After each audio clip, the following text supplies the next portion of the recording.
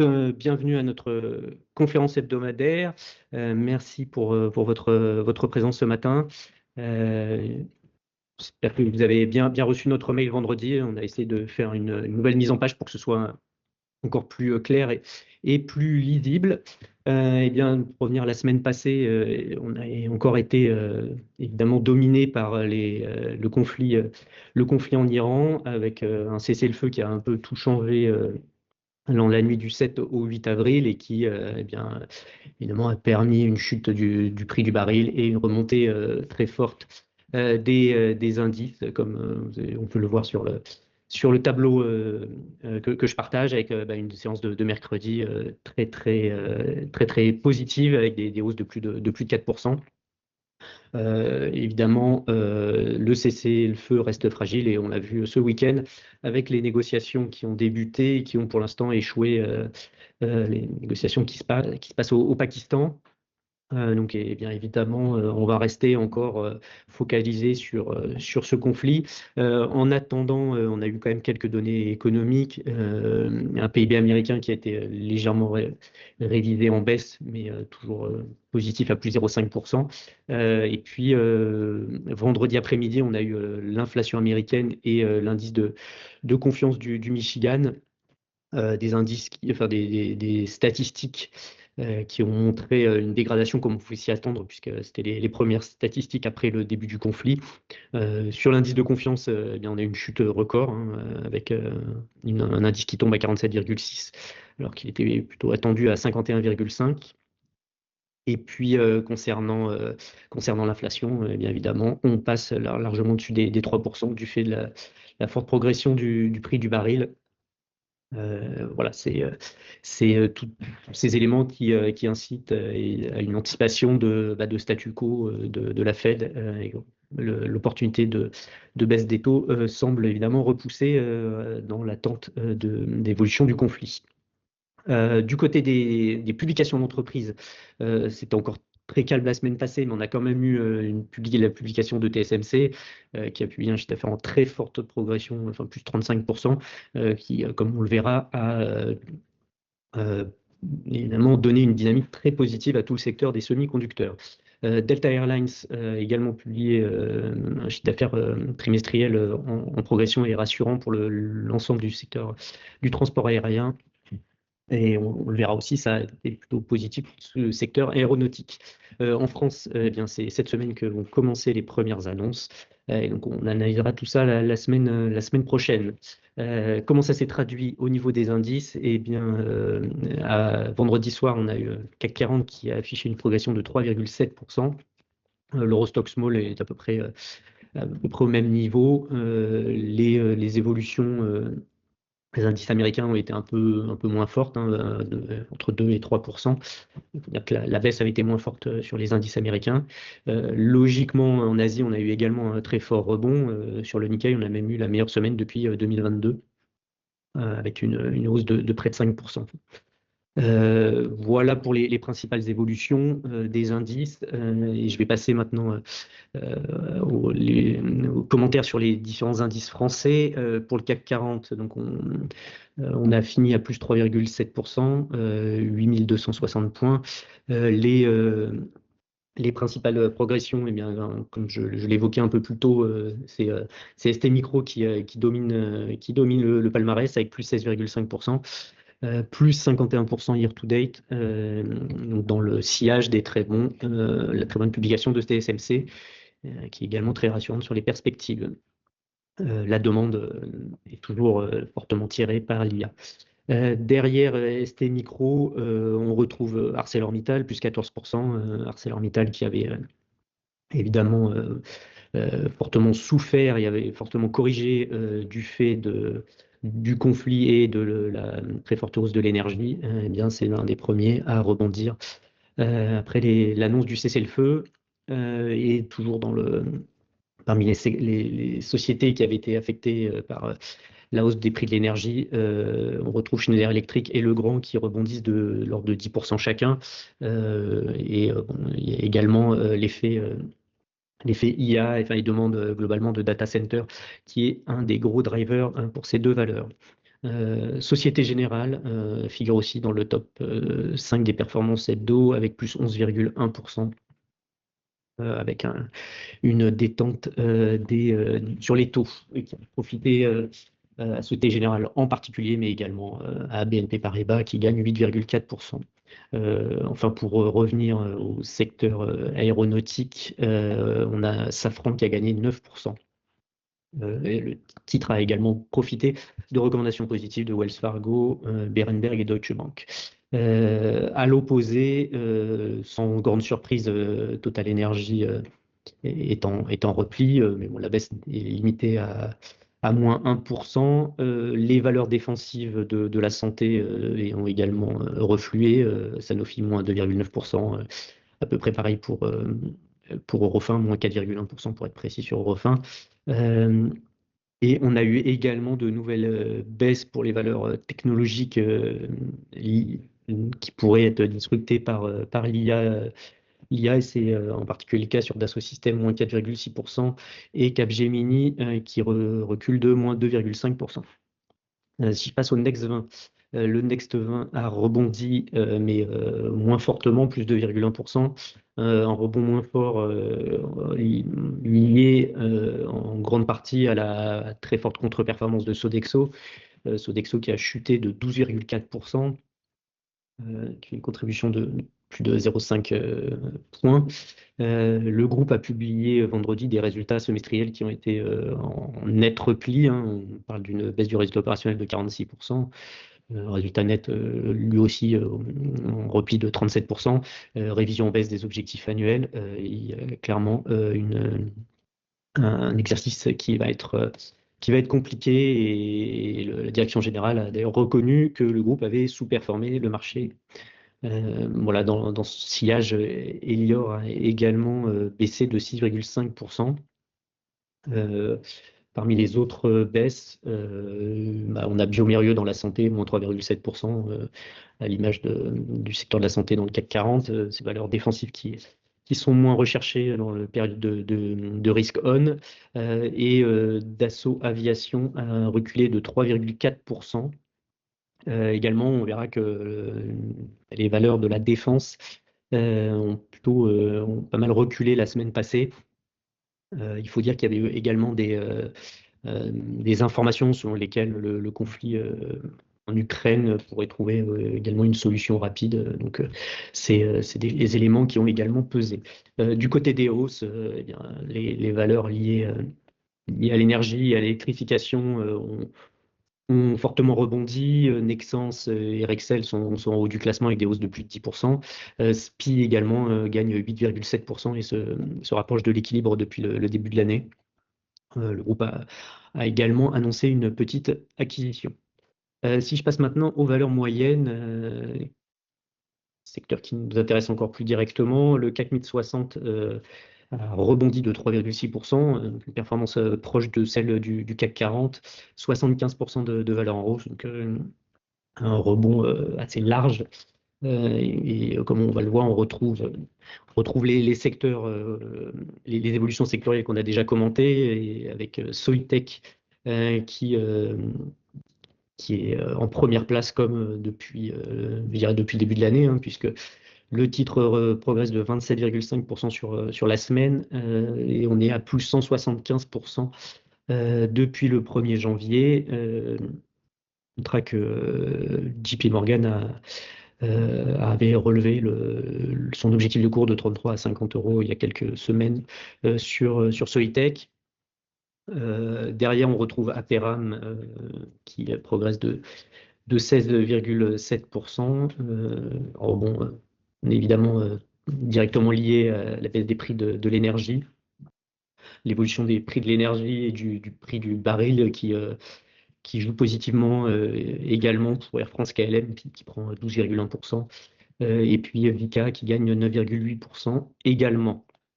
Voilà pour les évolutions directement liées à la baisse des prix du pétrole et de l'énergie. Parmi les informations spécifiques de société, on retiendra en particulier Vivendi. Vivendi qui gagne 14%. à la suite de l'annonce du projet de Bill Ackman sur UMG.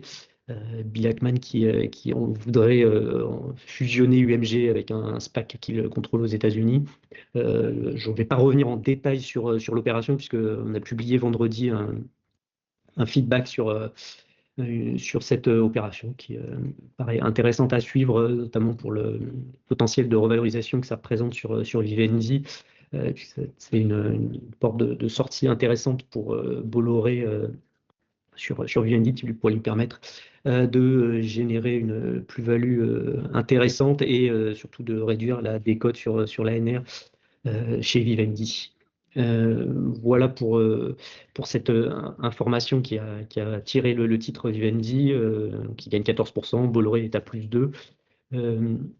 Toujours dans le secteur des médias, on notera également que M6, alors, qui a progressé de l'ordre de 4%, mais a été marqué par des volumes bien plus importants qu'à l'accoutumée. Donc c'est une évolution qu'il va falloir suivre sur M6, avec un secteur des médias, aussi bien et des médias télévisés, qui est globalement très mal valorisé, mais qui est en plein chamboulement avec une forte baisse de la publicité télé. On a eu publicité télé qui a baissé de 8% en 2025 en France, alors que le marché global de la pub était en hausse de 3%. Donc on a une vraie transformation de ce modèle avec une part croissante prise par les réseaux sociaux et un début de baisse forte de la pub télé en lien avec la baisse de l'audience qui date d'au moins 2-3 ans. Et donc TF1 et M6 doivent totalement se réinventer. Pour terminer sur les hausses, Rémi Cointreau a également progressé de l'ordre de 8%.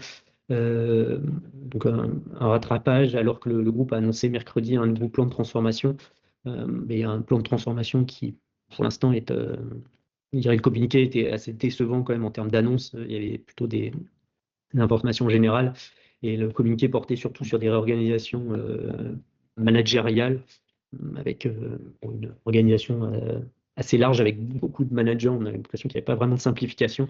On attendra le 4 juin, l'occasion des publications des résultats annuels, pour en savoir plus sur le projet clair de repositionnement chez Rémi Cointreau. Pour terminer du côté des baisses dans le mid 60, on ne reviendra pas sur Worldline qui continue sa chute, mais pour revenir au secteur de la défense, comme je l'évoquais un peu plus tôt, on a Exail Technologies et Exosense qui ont baissé de l'ordre de 7% tous les deux, en lien avec des potentielles avancées sur la résolution du conflit en Ukraine et en Russie notamment, et puis évidemment également dans le conflit au Moyen-Orient. Et sur Exosense, plus spécifiquement, au cours de la semaine, il y a eu un reclassement de un peu plus de 4% du capital qui était détenu par HLD, avec une décote assez limitée finalement. Enfin, pour terminer, Soprasteria recule de 5%, dans la lignée de l'évolution de Capgemini ou Dassault Systèmes. Le CAC Small, plus 1,6%, donc une performance, une sous-performance par rapport aux indices de plus grande taille, seulement 60% de valeur en hausse. Alors un impact assez fort de Morel et Prom, hein, qui baisse de plus de 10%, près de 11%, ce qui fait un impact de 0,5 points sur l'indice. Mais il y a également Maison du Monde qui a chuté de 35% avec l'annonce de l'échec des négociations avec les partenaires financiers. Le groupe est en train de jouer sa survie, et on aura en fin de semaine la publication attendue des résultats annuels, avec, on l'espère, un peu plus de visibilité sur la situation financière. Latécoère dans l'aéronautique chute de 24%.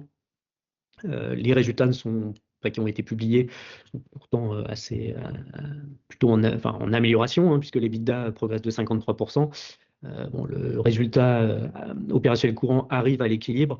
Néanmoins, on a quand même toujours des pertes de près de 30 millions d'euros, de plus de 30 millions d'euros au niveau net.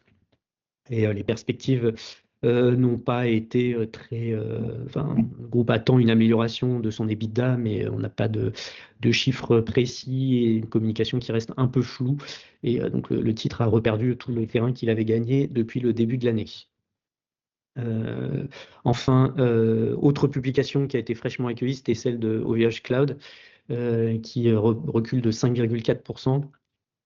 Alors le titre s'était replié jeudi suite à la publication, il a un peu rebondi vendredi, mais il n'a pas rattrapé tout son retard. Le groupe a enregistré une croissance organique de 5,5% au S1, progression légèrement supérieure de son EBITDA, hein, plus 6%.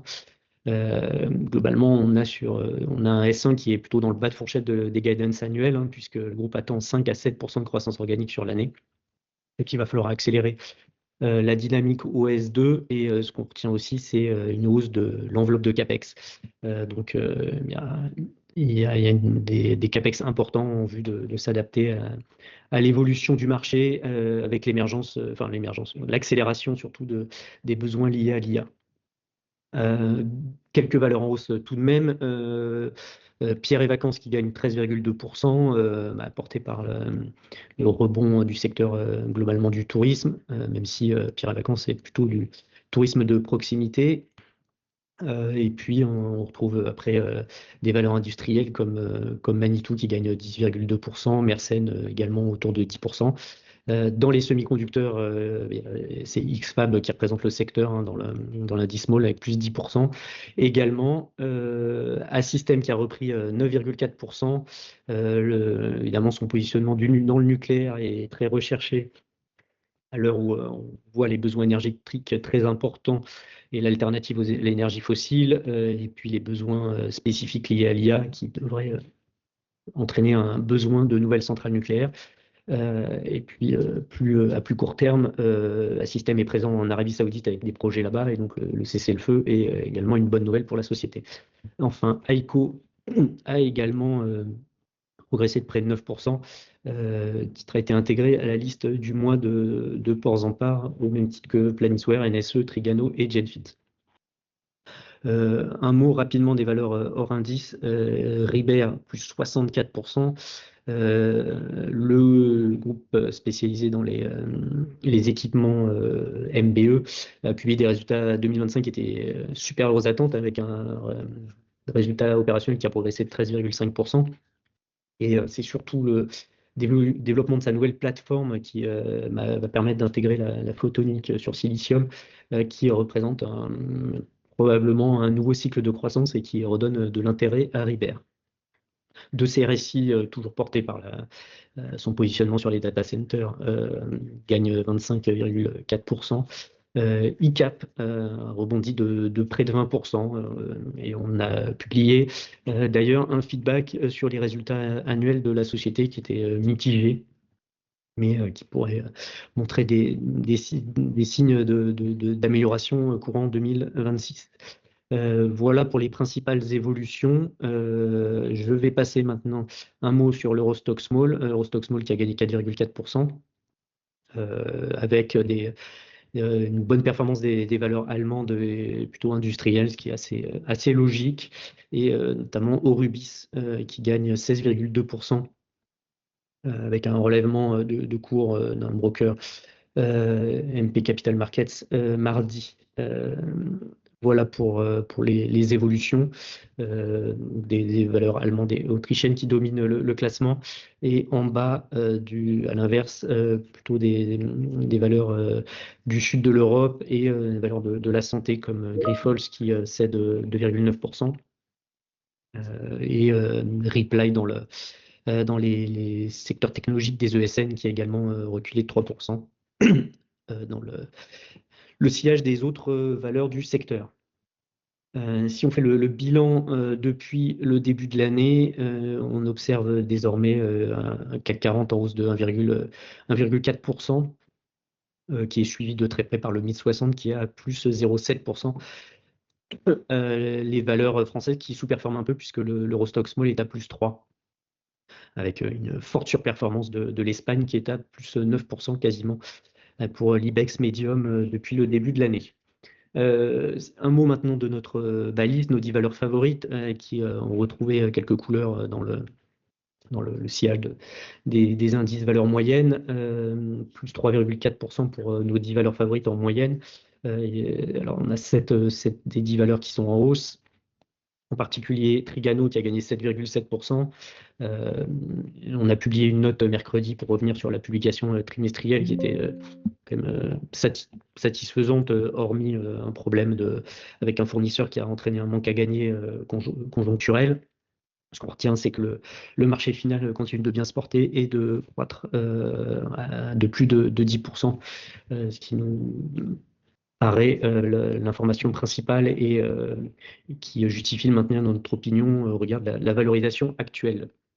On a également publié une note sur Exaum, sur les résultats annuels. Exaum qui a repris 5,2% sur la semaine.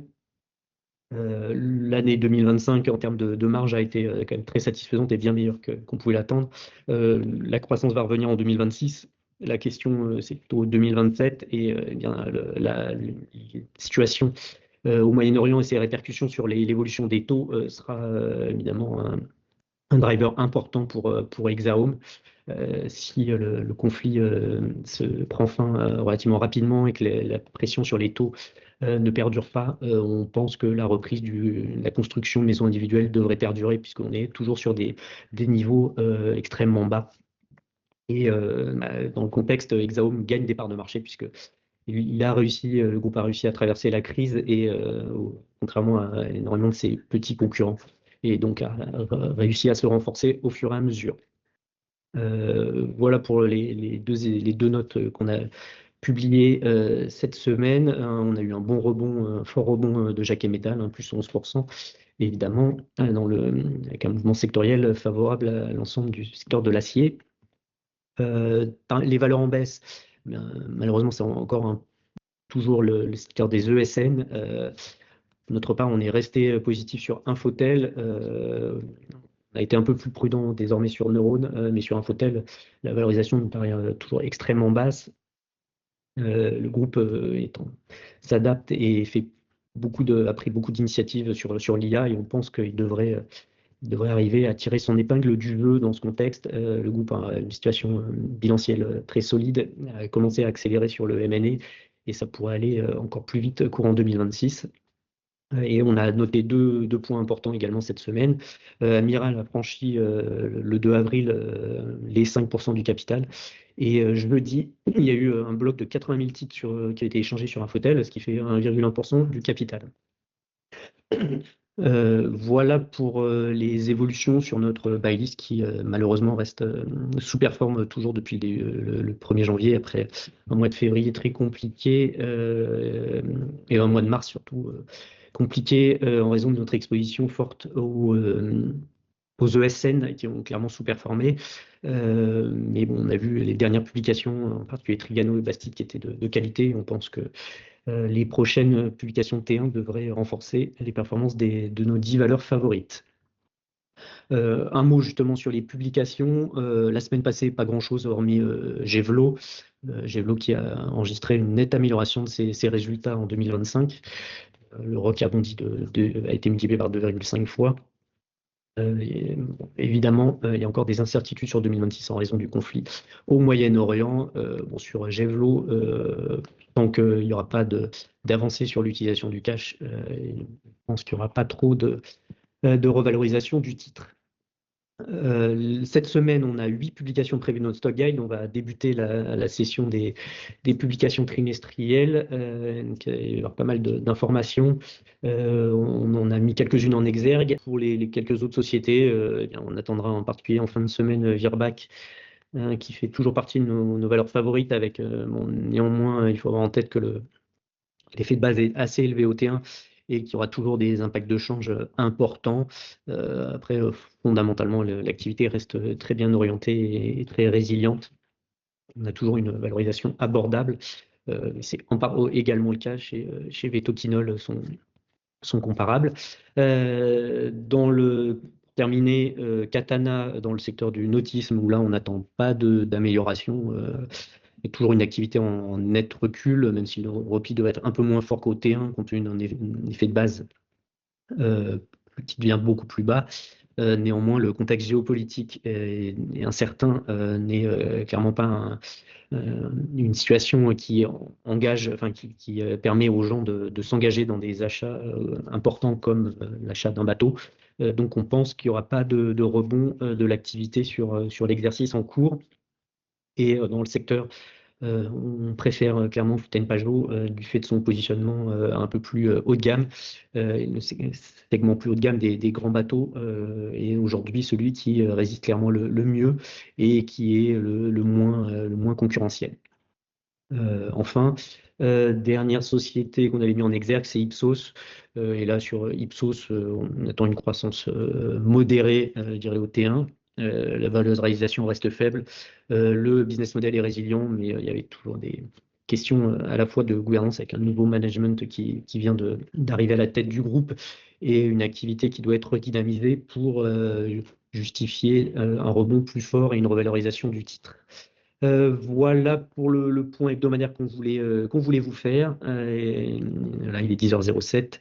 On va clore cette conférence avec évidemment ce matin eh bien, pas mal de commentaires qu'on avait pu faire en fin de semaine dernière qui ont été remis en cause après l'échec pour l'instant des négociations entre les États-Unis et l'Iran. Ce sera évidemment ça qui va encore dominer l'actualité, mais on aura également des publications d'entreprises à vous commenter lundi prochain. Et c'est là-dessus qu'on se focalisera lundi prochain. Donc on vous donne rendez-vous dans une semaine et en attendant, on vous souhaite une très bonne semaine à tous. Et à ceux qui nous ont suivis, qui étaient en ligne ce matin, et puis ceux qui nous réécouteront tout au long de la semaine, puisque nos conférences hebdomadaires sont désormais disponibles en réécoute sur notre chaîne YouTube. Merci beaucoup à vous pour votre attention.